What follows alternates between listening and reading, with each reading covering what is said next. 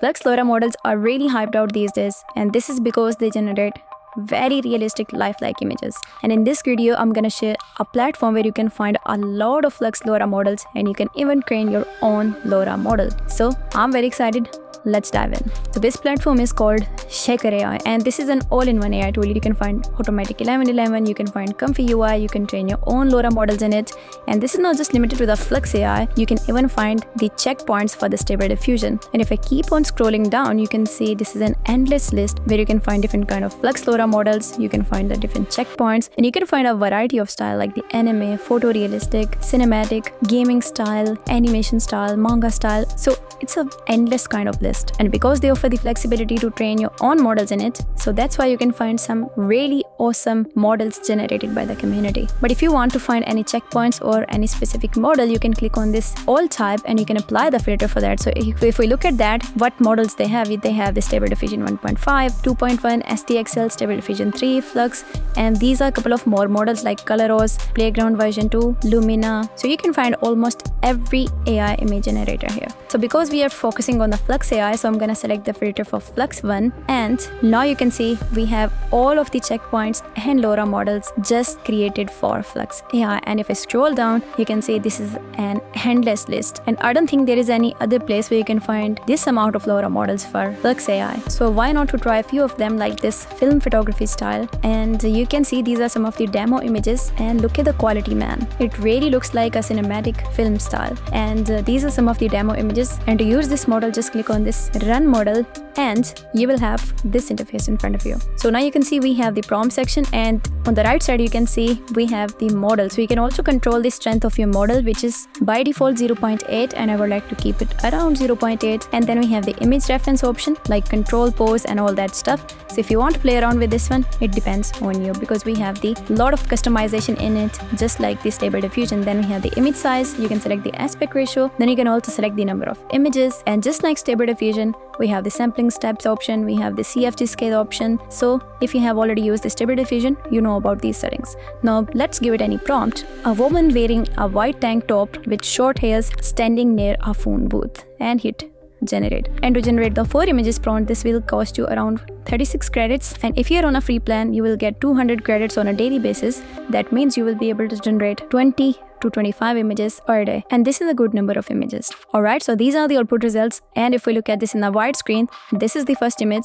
and this is very impressive, to be honest. The skin tones looks very natural, and this is the second image, this is the third one, and this is the last. And I have to say these are very realistic images, but you can also notice some kind of shininess to the skin that some people don't like. And to fix this, just increase the weightage value, and I would like to keep it around 2, which is the maximum, and let's hit generate. Alright, so these are the output results, and now you can see we have much more realistic results than the previous one. And now you can also notice there is no shininess in the image. The skin is very textured, and we don't have that smoothness that we have seen in the previous images. And here's one more output, and this one also looks very realistic. So that's how you can get rid of that shininess in the images. Now let's try this film photo style. And if we look at the example images, just look at this image, how realistic it looks.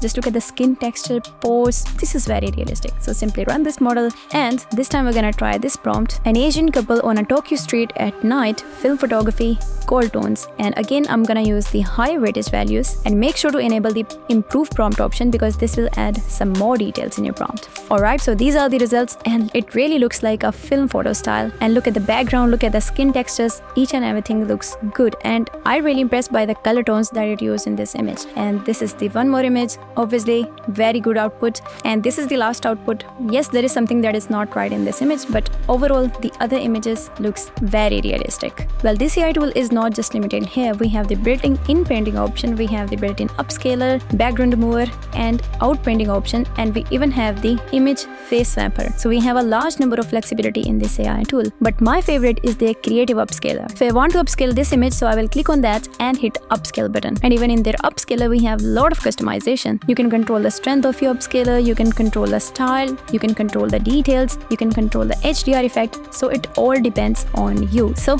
let's upscale this image. So here is the upscale version, and now you can see the before and after, and obviously you can notice a lot of details in the background, on the clothes, the skin, the hairs, each and everything is improved. But the problem with the creative upscale that it changes the facial features a little bit. And to fix this thing, you can increase the similarity slider and then generate your image. And here we have the more controlled version, and it looks more similar to our initial image. But you can also play around with different sliders. The field is yours. But you can also try the other realistic Flux Lauras like this portrait style and this cinematic Laura model. All of them are very realistic. Now to train your own Laura model, just click on this train a Laura, and then you need to select the model on what model you want to train your Laura. So because we are talking about the Flux AI, I'm gonna go with this one, and then you can select the checkpoints, and we have few more settings like repeat, epochs, and to be honest, I really don't know about these settings, but if you know about this one, let me know in the comment section. And now you need to upload your images and make sure your image format button, and this will start training your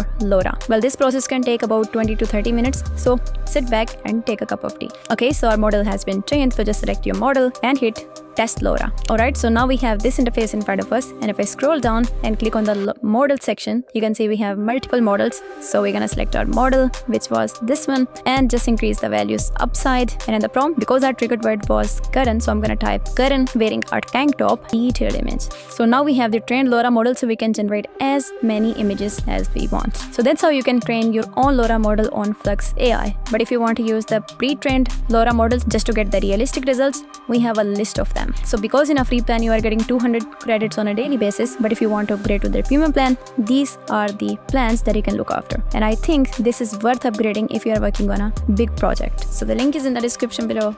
Go ahead and check this out. So that's it from today. I hope you enjoyed this video, and if you guys did, give it a thumbs up, and see you guys in the next one.